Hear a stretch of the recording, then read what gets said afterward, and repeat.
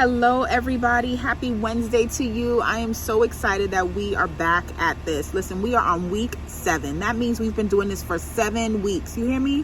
7 weeks of doing this. And let me tell you, during those 7 weeks, we cannot say that it has been fantastic the entire time, emotionally or through physically or even financially. I mean, we have life hitting us in the last 7 weeks. Life happens, right? But one thing that I must say is that if you are logging in every single Wednesday or checking in on Thursdays on top of it, or doing your homework or your action plans and all those things, what I want to encourage you is to let you know that at the end of the day, when you're doing the work, God will do the rest, right? I mean, I think it's so pivotal in our reading and understanding our scripture that the Lord is not calling us to do anything larger than what we know how to do. The majority of times he's telling us to be still or to rest or to breathe, right? And all these things seem to be things that don't require a lot of energy, right? Because he is doing the rest. So I want to encourage everyone that if you have made it to week 7, you are doing it, okay? You are absolutely doing it. As hard as it has been for some, stress or anxiety. I mean, all these things happen, and I'm not downplaying them because they have happened for me as well. You hear me? They have happened for me as well. But one thing that I do know is that when I am on assignment, that is my goal. And today I want us to kind of wrap our minds around 2 different views, okay? 2 different views, and it'll all tie together. And so the first view is understanding someone that is nearsighted and someone that is farsighted, right? And I know you would say, Devin, what does that have to do with anything? But trust and believe. We hear so many things about make sure you keep your focus and focus and focus and focus. And let me tell you, it is true. We do need to focus. But the other thing I think is so pivotal is understanding what and how are we focusing. It doesn't matter if you're focusing. It matters on what you are focusing on, right? And so when you have goals, right? When we are in this mirror mentorship together, where you have goals, you have a charge, you have an assignment, you know what the end result is, right? So what are you focusing on? Are you focusing with nearsighted vision, or are you focusing with farsighted vision? Come on, let me tell you, these things matter, okay? These things matter. And so nearsighted vision in the natural is literally you can see what is near, the end, right? And farsighted vision is you can see what is far, beyond, what's right in front of you. What's right in front of you might be hard to see, but farsighted vision can see it clearly, right? Nearsighted vision, I can see what's right in front of me, but what is beyond me, I cannot see so clearly. That's just in the natural, right? Nothing spiritual about it. But if we do look at it in the spiritual, it's truly understanding what exactly are we focused on. Are you focused with a farsighted mindset and perspective, or are you focused with a nearsighted perspective, vision, and mindset? That's all it is. And so what I want to encourage you is that knowing the difference makes the difference, okay? Knowing the difference makes the difference.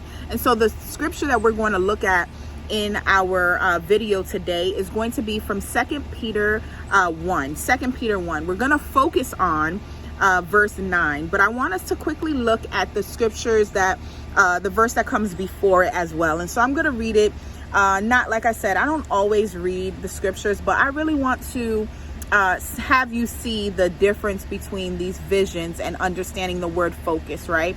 So if we look at that 2 Peter 1, and I want us to look right at verse 5, and we'll scroll on down to verse 9, okay? And if you're finding it for yourself at this point, just pause until you have it and we can read it together, all right? I'm going to read from the NIV version.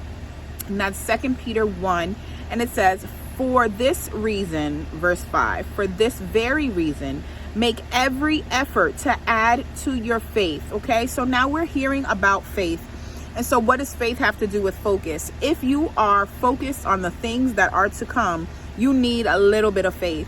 And that's why it's so much easier to focus in on the things that are happening right now, because you don't need faith to see right now. What you see is what you get.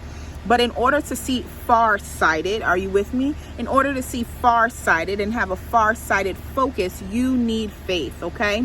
So for this very reason, make every effort to add to your faith goodness, and to your goodness knowledge, and to your knowledge self-control, and to your self-control perseverance, and to your perseverance godliness, and to your godliness mutual affection, and to mutual affection love. Okay, so these are the add-ons to faith. There are 8 pieces on there afterwards. Okay, so keep that in mind. That is part of our homework and action steps this evening. Verse 8 says, for if you possess these qualities in increasing measure, okay, now just keep it, but you possess it and you increase it, they will keep you from being ineffective and unproductive. So we're talking about goals here, right? So if we are ineffective in our goals, if we are unproductive in what it is that we're looking for, then it's really, really hard. It's extremely hard to move forward. So having all of this in your knowledge of our Lord Jesus Christ, understanding if you are ineffective, if you are unproductive, it is because you are not increasing the measure of these things of faith that we have already talked about in verse 5. But here is the focus. But whosoever, all right, but whosoever does not have them, these things, right, have them in nearsighted, is nearsighted and blind. Did you hear that? Whosoever does not have them in is nearsighted and blind. So verse 8, if you possess these qualities, for if you possess these qualities in increasing measure, they will keep you from being ineffective and unproductive. These qualities will keep you from being ineffective and unproductive. But whosoever does not have them is nearsighted and blind. Okay, nearsighted and blind. So that is where I'm working with you today. Nearsighted and blind. Nearsighted is simply that. It's simply that what you see is what you get. You cannot see the farther picture, okay? And farsighted, you can. Farsighted, you can, right? Why? Because you possess faith. And what does that tell us in this word right now? That if you possess faith, right, then you can focus. And what do you need? You need those 8 qualities that they said. Those 8 qualities in verse 5 are what help your faith begin to increase. And therefore, if they increase, your focus becomes farsighted. So what I want us to do completely and quickly is, are you nearsighted or are you farsighted? Is your nearsighted faith growing or is your farsighted faith growing? Is your nearsighted focus growing or is your farsighted focus growing? And so I want us to get on a page where we are fully focused with a farsighted goal in mind. So whatever your one goal is, if your goal is ministry, if your goal is relationship, if your goal is bettering your work and all of those things like that, whatever your goal is, I don't want you to just look at the near, because nearsightedness is blind, according to verse 9, right? And if that is why we are then ineffective and unproductive. I didn't even have to make that up. NIV version said it all by itself. So today, your homework assignment and your action plan is simply this. I want you to write down those 8 measures, okay? Write down those 8 measures of faith, okay? I'm going to read them out, but I want you to actually write them. And so someone asked, what is it that we're supposed to be doing? I am taking note if you're not sending in your work, right? So if you're watching this, and you would then send an email or a text that says week 7 action steps, week 7 homework, whatever or however you want to write it. And one of the homeworks for tonight is simply that. I want you to write down these words: faith plus goodness, knowledge, self-control, perseverance, godliness, mutual affection, and love. Those are the ones, right? Those qualities are the ones that they talk about in verse 5. So number 1 homework assignment, write down those faith measures, okay? Then verse 8 tells us that these are the qualities that you have to possess in order to not be ineffective and unproductive, okay? So verse 5 tells us those 8 measures, and I want you to write them down. That's homework assignment 1. Write down those measures. And then homework assignment 2 is this: are you near or farsighted? Are you nearsighted or farsighted? And then I kind of want you to write down in real life, like, are you nearsighted in real life or are you farsighted in real life? Like, in the natural. You know, y'all, I'm whole blind, completely blind, right? These are just cool glasses just to have, but my contacts are doing the thing, okay? But in the natural, I am nearsighted. I am nearsighted. I am what the word says, blind. Hello. So I am nearsighted. That means I can only focus in on what's around me in my proximity, and that is it. Don't ask me to see further, right? And there are people that are farsighted, right? And I always used to hear the joke of my grandmother being farsighted, right? And my dad would always say, oh, she wants to read something, go across the street so she can read it better. And I always used to laugh, like, I don't understand. And it was because she was farsighted. And so the further it was away from her, the easier it was for her to see. And so that is what the word is trying to symbolize and get us to understand, that the things that are right in front of you are the things that are truly going to cause you to be blind. Those are the things that you should not focus on. The things that you should focus on are the things that seem with faith so far away, right? So if you're writing down the ideas of your work and things of that nature, of course, in the nearsighted focus, you're going to say, I want a better office. I want to make more money. I want to, all of these things that seem like right now, right? And that's amazing. But the far-sighted view of it is saying, I'm doing this, this, and this in order for that next promotion. I am going to this, and this for that, right? That is the far-sighted view.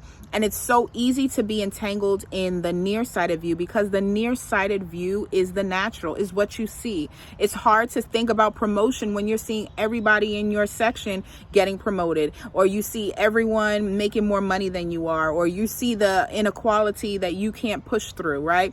Or that ceiling that you can't crash, or all of those things, right? It's really hard to see far when near is so doom and gloom, right? It's really hard to see a beautiful marriage when you walk in the house, you like, oh my God, I can't, right? That is the nearsighted view. But what I want to encourage you today and to do is to truly write down those far-sighted visions and focus, okay? If someone is talking about their relationships with their children, of course, it's super easy to say, this is what it is, because in the natural, that's what it looks like. But I encourage you to look far-sighted. I want you to give a far-sighted focus in the spiritual, where you say, you know what? I don't know what else to think, because what I see is what I see. But knowing that you have faith that is increasing in measure because of the qualities that we read in verse 5, then and only then can your far-sighted focus be cleared out, can be updated. And that's what we're looking for. We're looking for the update to your vision, all right? An update to your perspective, an update to the way you actually see things. So yes, focus is amazing, but sometimes we focus on the things that are right in front of us, and that is what brings us to be what the words say, ineffective and unproductive. So that is what I want us to do. Your homework number 1, write down those 8 qualities, right? And homework number 2 is to write down those pieces of, are you near or are you farsighted, right? And how can you see your one goal that we are working on together, or that you're working on with me as your, encourager, or however this relationship is working? What is that goal, and what is your far-sighted view? I don't only want you to write down your nearsighted view, your far-sighted view. And I quickly wanted to give an example. If you're thinking the idea of ministry or opening up something, right? The nearsighted view is, I don't have enough money. And I'm actually going to give you this like in real life. And if you follow me on Facebook, you would probably know this little piece already. My husband creates and makes candles and shea butter. Absolutely love these things, right? And so the nearsighted view is, there's no way that we can sell this stuff. Like, how are we going to do that? We don't have anyone to endorse it.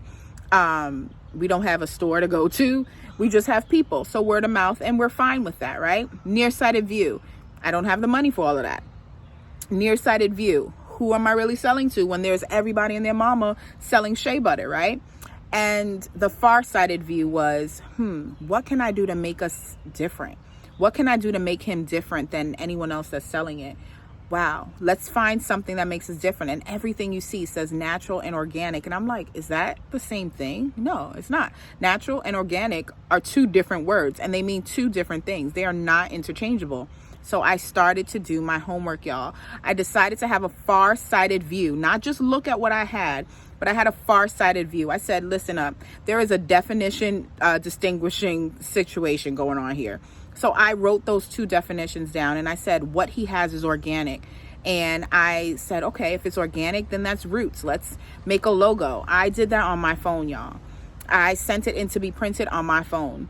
I received them as cute little stickers, and we put them on things that I ordered from Amazon, tins that I ordered from Amazon. And he is creating and making, and I'm labeling and labeling. And let me tell you, that is the far-sighted view.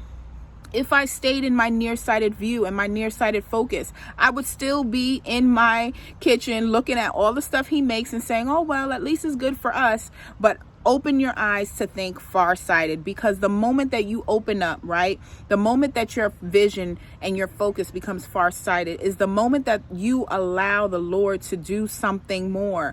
He needs your eyes and mind and perspective to grow a little bit so that he can do the much. He already tells us that he is willing to increase our territory. He already lets us know that. So if he is ready to increase our territory, then why are we not looking in the far? Okay, I want us to look far-sighted. So homework 1, write down those qualities. Homework 2, are you nearsighted or far-sighted in the natural? And then write down some far-sighted goals for yourself. So whatever that is, listen, if you are like living in an imaginary world to get those far-sighted thoughts out, listen, you do it. You write that you're doing long, strolls on the beach with a friend that you never hang out with. And that's your goal to make happen. And guess what? We're going to work towards that thing in different ways. I want you to write down those far-sighted views, perspectives. I want to see them in my inbox. I want to see them in my emails. I want to see them in my text messages. What are your far-sighted focus views, okay? And that is that piece. Again, this is 2 Peter 1, verse 5 we're focused on, and verse 9 we're focused on. Verse 9 tells us that if you are not looking in the proper way, if you are nearsighted, you are blind. And let me tell you, if you are blind, you cannot reach a goal. If you are blind, you cannot move forward in what God has for you. If you are blind, you are not opening your eyes to the possibility of your next. And so I decree and declare that as we do this together, as you do this assignment, that the Lord will open up your eyes to see things in a different way. And I decree and declare that as you do it, we see the open doors of what he has for you, because your eyes have shifted to be far-sighted focus. And I pray that will happen. So in all that you do, I pray that everything works out to your good. I look forward to hearing everything that you have to send me, and we'll talk soon. Bye.